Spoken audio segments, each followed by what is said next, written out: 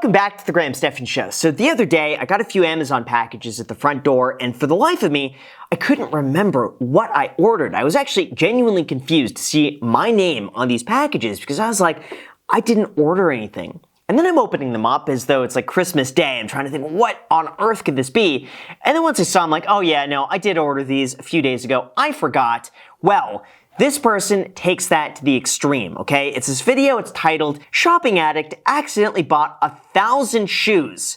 Wait for it, Obsessive Shoppers. So with that said, you guys, I gotta comment on this video because you don't accidentally buy 1,000 pairs of shoes. That's not something that just like, oops, my bad. Didn't mean to do that. That was a mistake. This is like, no, you do that. You have to do that on purpose to do 1,000 pairs. Like maybe, you know, you put one and instead of clicking enter, you put like a 0 at the end. You buy 10. Like maybe that could be justified, but not 1,000. So with that said, you guys, let's go ahead. I want to comment on this video as soon as you hit the like button and subscribe because we are so close to 1 million subscribers. And if you want to be a part of it, I would love to have you join. So thank you guys so much. It's totally free. And with that said, let's begin. I'm on my way to meet a single mum, Ebony, whose eye for a bargain is out of control. Is it a bargain though if you're buying 1,000 pairs of it? There's no way you need 1,000 pairs of shoes. I mean, I could see maybe 5 to 10, right? That gets you through like a few months. You could rotate out the shoes. You have your work shoes, the comfy shoes, the socializing shoes. 1,000 pairs of shoes. That means if you wore a new pair of shoes every single day, this would last you about 2.5 years of wearing a new pair every single day. Like you could rotate every day for 2.5 years and just keep doing that on repeat. It's too many. Where do you even store them? Like you can't do that in your house. Like you would need multiple rooms just to put the shoes there. How? Ebony lives in Surrey with her sons River and Chance. Their mum doesn't spend a lot of money, but boy does she buy a lot of things. What? She doesn't spend a lot of money, but she buys a lot of things. How much were these shoes? Is she buying shoes on Alibaba for like, 65 cents each? And this 1,000 pairs of shoes is less than the cost of like one Ferragamo loafer? It's like, how on earth could she afford this? They gotta be cheap, right? I don't actually go out to buy shoes. I will be out and then all of a sudden I see a bargain. So are you saying that 1,000 pairs of shoes happened by accident? Totally. None of these shoes were planned. Oh, man. That's how they get you, though, the marketing. It's like they'll mark up the price, and then they discount it to make you think you're getting a deal. It's like 24 hours only going out of business. Everything 80% off. And she's like, all right, well, I may as well because it's 80% off. They're going out of business.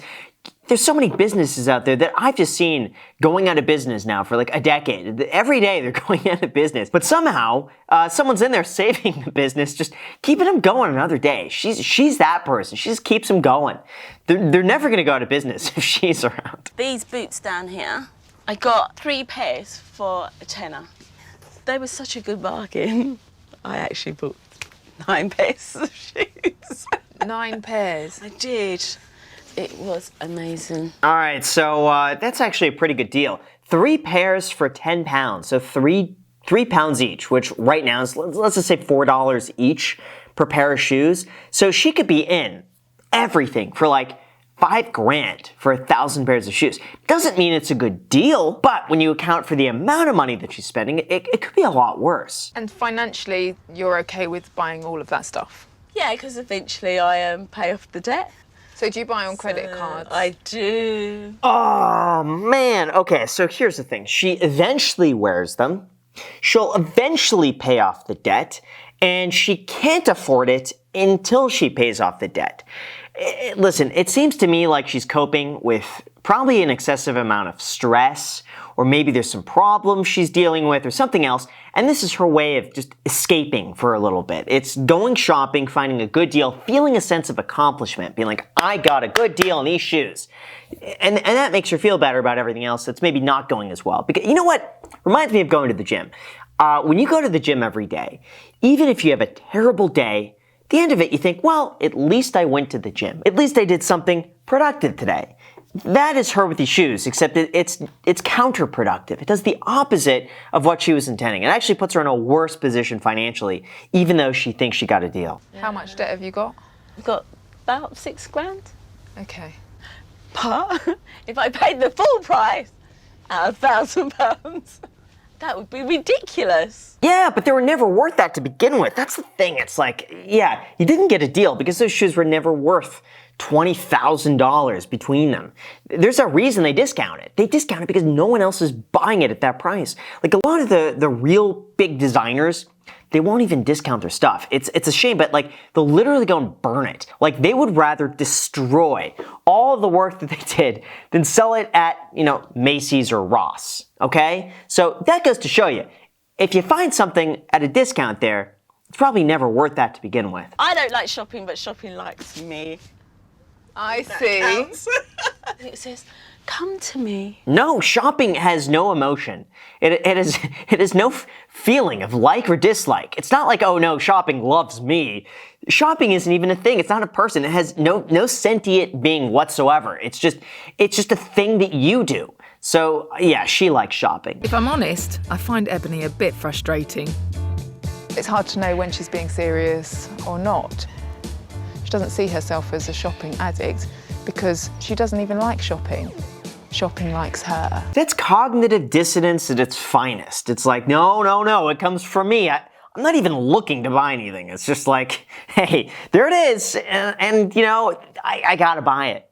It seems like she's going out of her way. If she truly does not like shopping, don't go to the mall. Just block websites that have anything of any shoes or clothes on them. Just she can't buy it. If I don't spoil myself, no one's going to spoil me, so I might as well do it.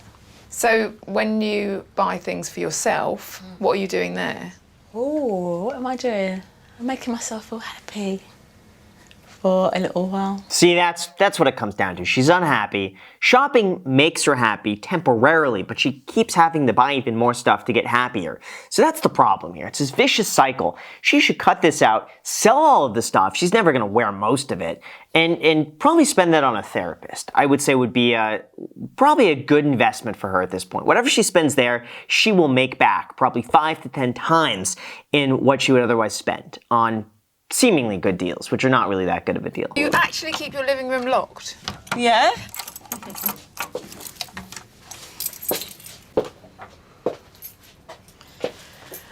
Okay. Whoa! This is like an episode of Hoarders meets Extreme Shopping. Look at this. So she's got an aquarium there that looks like it's half filled up with water. A clock that I've seen everywhere. Like every Ross, Home Depot, Target has that same clock. It's nothing special. What is this? She can't even use this part of her house because she has so much stuff. It's time to sell it.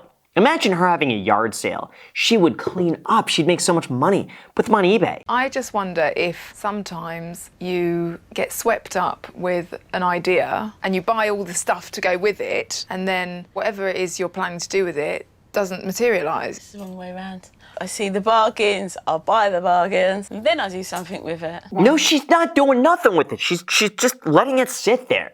There's no way. I bet a lot of this stuff just goes bad after a while. Like if you don't take proper care of your clothing, it gets holes in it. It gets musty and bad. Like it's meant to be worn.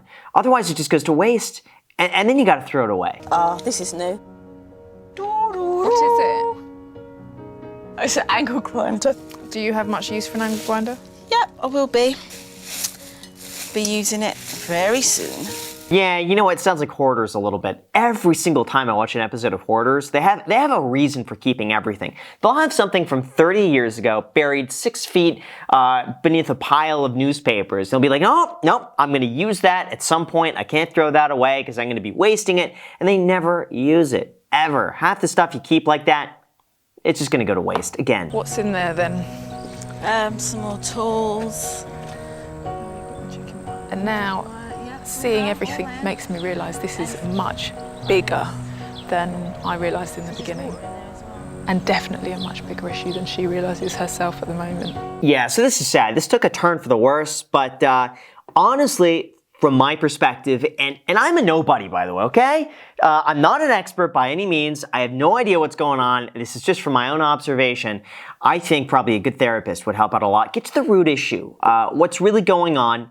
Solve that first. I have a feeling once that gets brought to light, you could work on it, improve that, get rid of the stuff, get back the room, maybe get into some exercise, meditation, all that great sort of stuff, then I think we could see a big improvement. But until then, it's sad. I think she's stuffing down her emotions and solving it with the superficial thing of buying stuff that's on a good deal. Now, at least she's getting a good deal, right? Like, $6,000 in debt could be a lot worse. It could be $30,000 in debt. So $6,000, all things considered, not the worst.